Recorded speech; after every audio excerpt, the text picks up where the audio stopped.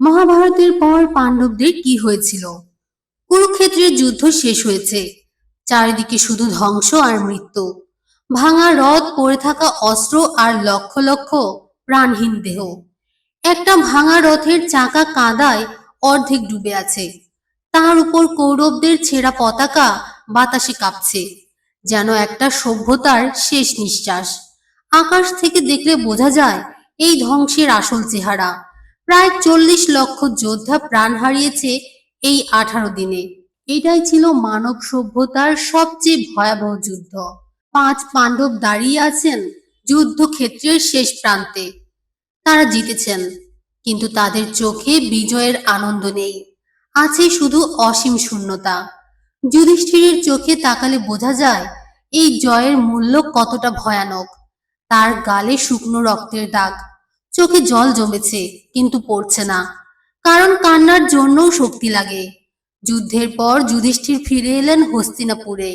গঙ্গার তীরে এই মহান নগরী তার জন্য অপেক্ষা করছিল। তিনি বসলেন সেই সোনার সিংহাসনে।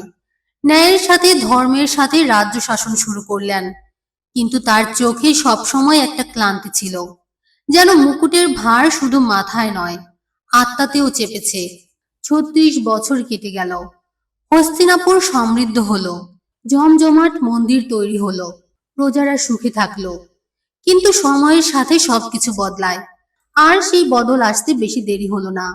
শ্রীকৃষ্ণ দ্বারকায় ফিরে যাওয়ার সময় পাণ্ডবদের বিদায় জানালেন। তার মুখে সেই চিরচেনা রহস্যময় হাসি। কিন্তু সেদিন কেউ জানতো না এটাই তাদের শেষ দেখা। দ্বারকা সমুদ্রের বুকে ভাসমান এক স্বপ্নের নগরী। সোনার চূড়া, মার্বেল প্রাসাদ, হাজার হাজার আলোয় ঝলমল করছে। এমন সুন্দর এক শহর যেন স্বর্গের প্রতিচ্ছবি। কিন্তু সেই দ্বারকাতেই নেমে এলো মহাপ্রলয়। যাদব বংশের যোদ্ধারা নিজেদের মধ্যেই যুদ্ধ শুরু করলো। রাস্তায় রক্ত, প্রাসাদে আগুন। যে নগরী ছিল স্বর্গ, সে নিজেই পরিণত হলো নরকে। আর তারপর ঘটলো সেই অকল্পনীয় ঘটনা। এক সাধারণ শিকারীর তীর লাগলো শ্রীকৃষ্ণের পায়ে। তিনি শান্ত হয়ে বসেছিলেন একটা বট গাছের নিচে। তার ক্ষত থেকে ঝরছিল সোনালী রক্ত। আর সেই মুহূর্তেই শ্রীকৃষ্ণের দেহ আলোয় রূপান্তরিত হতে লাগলো। তার নীল শরীর স্বচ্ছ হয়ে গেল। কোটি কোটি সোনালী আলোর কণা আকাশের দিকে উঠে গেল। কৃষ্ণ পৃথিবী ছেড়ে চলে গেলেন চিরকালের জন্য। যখন এই খবর হস্তিনাপুরে পৌঁছালো, যুধিষ্ঠির ভেঙে পড়লেন। সিংহাসনের হাতল এত জোরে চেপে ধরলেন যে তার আঙুল সাদা হয়ে গেল। প্রতিটি পাণ্ডব ভিন্নভাবে ভেঙে পড়লেন। ভীমের চোখ দিয়ে অঝরে জল পড়ছিল। অর্জুনের হাত থেকে গান্ডীব পড়ে গেল মেঝেতে। নকুল মুখ ঢেকে ফেললেন। সহদেব স্তব্ধ হয়ে তাকিয়ে রইলেন শূন্যে। সেই রাতে যুধিষ্ঠির একা বসেছিলেন বিশাল সিংহাসন কক্ষে। একটা প্রদীপ নিভু নিভু জ্বলছে, চারিদিকে অন্ধকার। তিনি বুঝলেন এই পৃথিবীতে তাদের আর কোনো কাজ নেই। পরদিন সকালে যুধিষ্ঠির নিজের হাতে মুকুট খুললেন।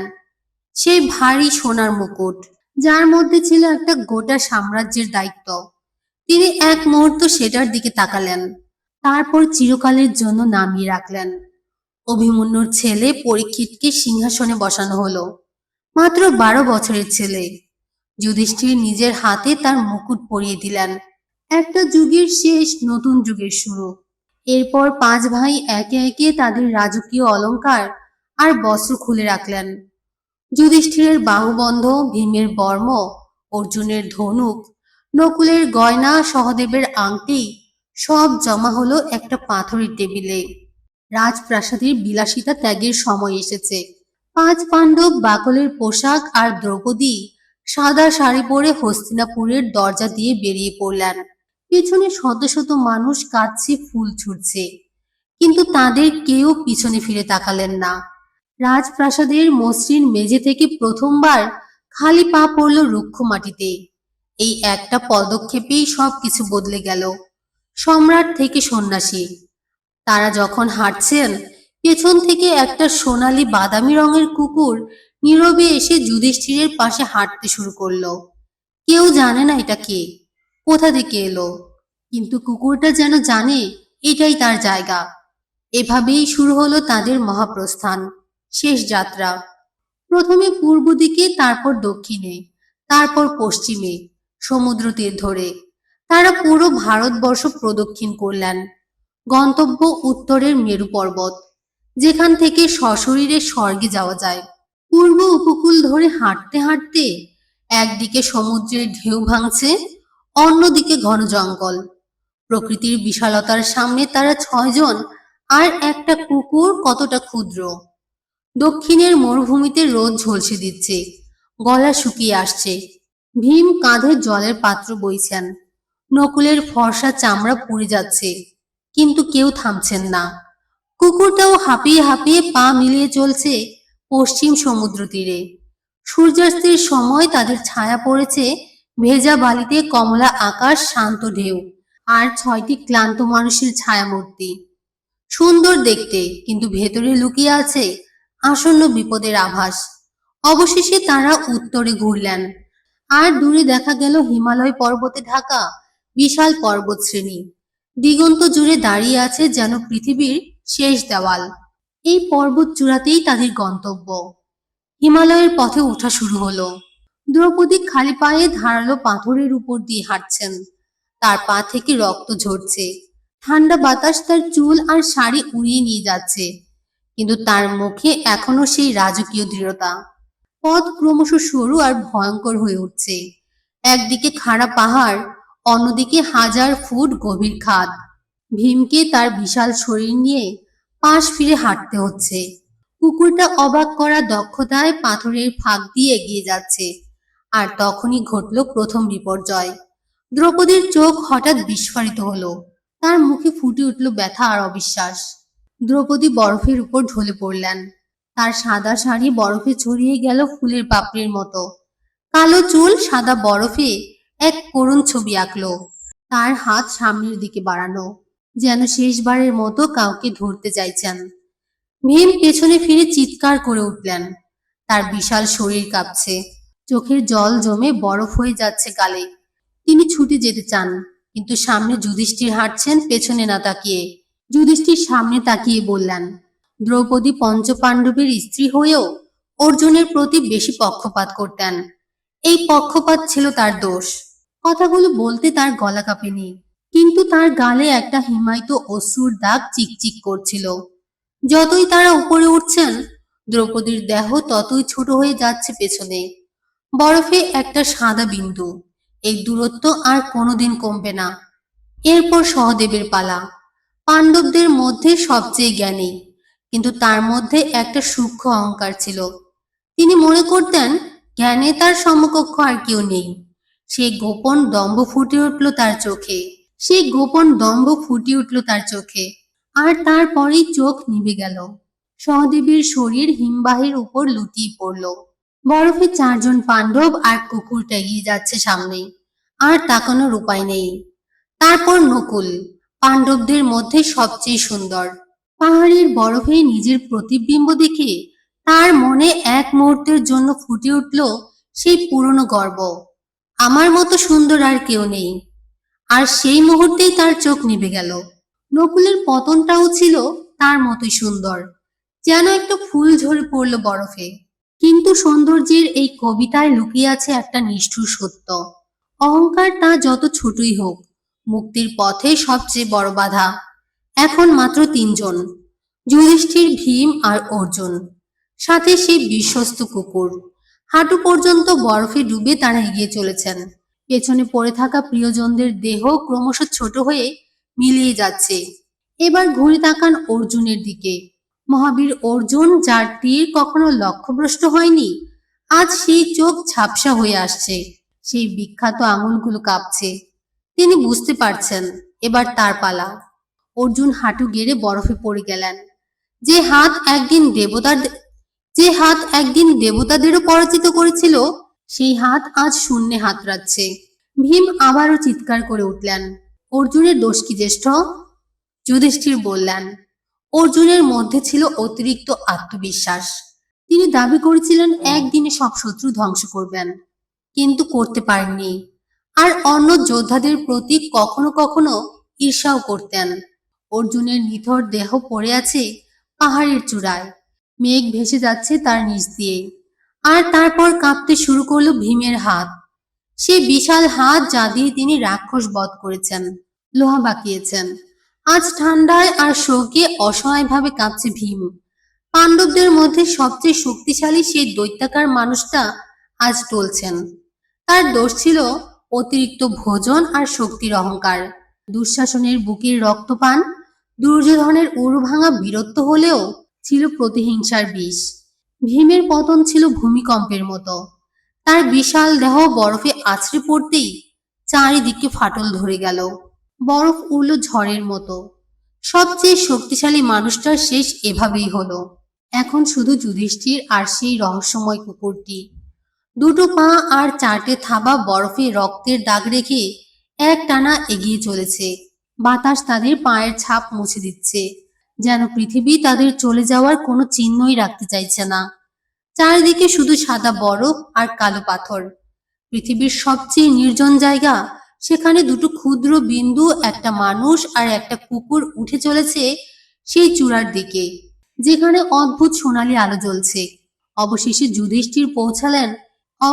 যুধিষ্ঠির পৌঁছালেন মেরু পর্বতের চূড়ায়। মেঘের সমুদ্র তার পায়ের নিচে।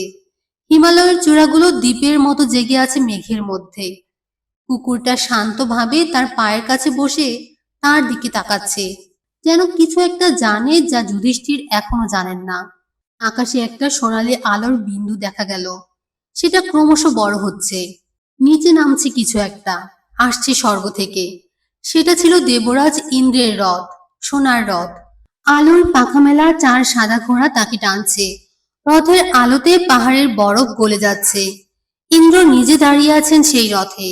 সোনার বর্ম, রত্ন খচিত মুকুট দৈব আভায় ঝলমল করছে। ইন্দ্র হাত বাড়ালেন, বললেন, এসো যুধিষ্ঠির, তোমার জন্য স্বর্গের দরজা খোলা। তুমি সশরীরে স্বর্গে যাওয়ার অধিকার অর্জন করেছ। যুধিষ্ঠির উপরে তাকালেন। সোনালি আলো তার ক্লান্ত মুখে প্রতিফলিত হচ্ছে। কিন্তু তারপর তার চোখ নেমে এলো নিচে সেই কুকুরটার দিকে। কুকুরটা তার পায়ের কাছে বসে ভরসার চোখে তার দিকে তাকিয়ে আছে। যুধিষ্ঠির হাঁটু গেড়ে কুকুরটার পাশে বসলেন। একটা হাত রাখলেন তার পিঠে। তারপর উপরে তাকিয়ে বললেন, এই কুকুরটিকেও নিতে হবে। সে আমার সাথে এতটা পথ এসেছে, আমি ওকে ছেড়ে যেতে পারি না।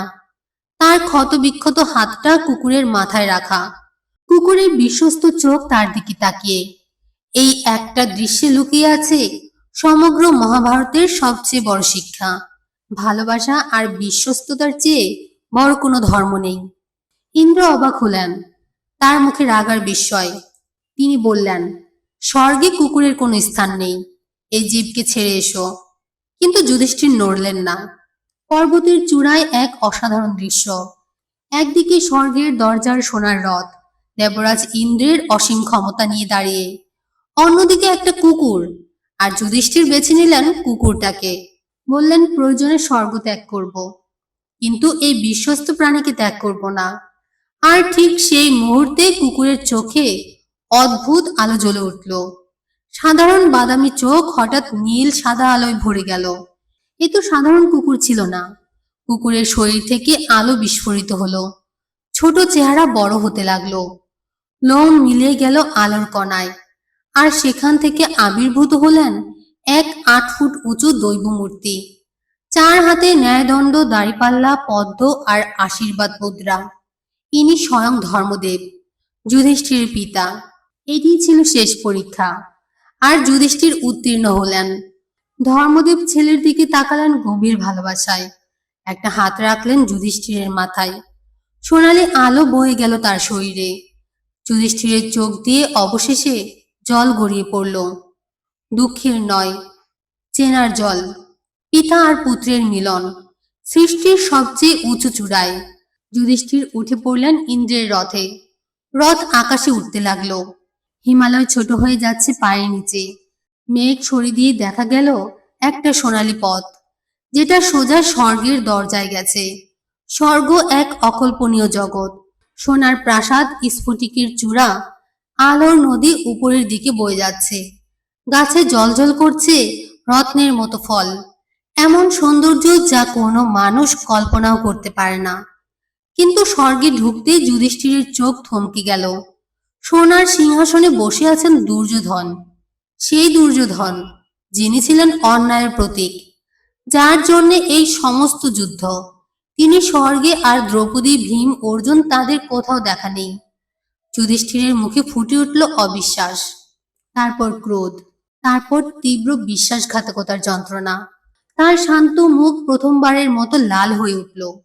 তিনি চিৎকার করে বললেন, আমার ভাইদের কোথায় নিয়ে যাওয়া হয়েছে? তাকে নিয়ে যাওয়া হলো স্বর্গের উজ্জ্বল হল ছেড়ে একটা অন্ধকার সিঁড়ি বেয়ে নিচে সোনালি আলো ধীরে ধীরে মিলিয়ে যাচ্ছে সেই জায়গায়। ঠান্ডা, ভেজা, দমবন্ধ করা অন্ধকার। সেটাই ছিল নরক। কালো পাথরের গুহা, ঘোলা জলের নদী, ধূসর কুয়াশা, শিকলের শব্দ। যুধিষ্ঠির সেই অন্ধকারের মুখে দাঁড়িয়ে আছেন, বিশাল অন্ধকারের সামনে। সেখানে তিনি দেখলেন তার ভাইয়েরা আর দ্রৌপদী। ভীমের বিশাল দেহ শিকলে বাঁধা, অর্জুনের চোখ গর্তে ঢুকে গেছে, নকুলের সুন্দর মুখ ক্ষতবিক্ষত, সহদেব কোনায় কুঁকড়ে আছেন, দ্রৌপদী হাত বাড়িয়ে ডাকছেন, যুধিষ্ঠির আমাকে বাঁচাও। যুধিষ্ঠির সোজা হয়ে দাঁড়ালেন, চোখে জল কিন্তু কণ্ঠ অটল। তিনি বললেন, আমি এখানেই থাকবো তাদের সাথে। স্বর্গে আমার কোনো প্রয়োজন নেই, যদি সেখানে আমার পরিবার না থাকে। আর তার বুকের ভেতর থেকে একটা সোনালি আলো জ্বলে উঠতে লাগলো। আর ঠিক সেই মুহূর্তে সব কিছু ভেঙে পড়ল। নরকের কালো দেয়াল ফেটে গেল কাচের মতো, অন্ধকার পুড়ে ছাই হয়ে গেল সোনালি আলোয়। শিকল ভেঙে পড়ল সোনার গুঁড়ো হয়ে। কারণ এই নরক ছিল মায়া, যুধিষ্ঠিরের শেষ পরীক্ষা। নিজের প্রিয়জনদের কষ্টে দেখেও নীতি থেকে বিচ্যুত না হওয়া, আর তিনি সেটাতেও জিতলেন। মায়া কেটে গেলে দেখা গেল সবাই স্বর্গে আছেন। 5 পাণ্ডব, দ্রৌপদী, সবাই সুস্থ, উজ্জ্বল দৈব পোশাকে। আর শুধু তারাই নন, কর্ণ আছেন সোনার বর্মে, শান্ত মুখে ভীষ্ম আছেন রূপোর বর্মে, পিতামহের হাসি নিয়ে দ্রোণাচার্য আছেন গৈরিক বসনে। সবার মুখে একই শান্তি, কারণ মৃত্যুর পর পাপ পুণ্যের হিসাব শেষ হয়ে যায়। এমনকি দুর্যোধন স্বর্গের অধিকারী, কারণ তিনি রণক্ষেত্রে বীরের মৃত্যুবরণ করেছিলেন। এটা আমাদের ভেতরের যুদ্ধের গল্প। প্রতিটি পাণ্ডব ছিলেন মহান, কিন্তু তাদেরও ত্রুটি ছিল, কেউই নিখুঁত নয়। এমনকি সবচেয়ে ধার্মিক মানুষটিকেও পরীক্ষার মুখোমুখি হতে হয়। কিন্তু যুধিষ্ঠির শেখালেন সত্যিকারের ধর্ম মন্দিরে নয়, আছে প্রতিটি ত্যাগে, প্রতিটি বিশ্বস্ততায়। ভিডিওটি ভালো লাগলে একটি লাইক করুন আর চ্যানেলটি সাবস্ক্রাইব করুন। মহাভারতের আরও এমন অজানা গল্প সহ পৌরাণিক কাহিনী জানতে চাইলে চ্যানেলটি সাবস্ক্রাইব করুন।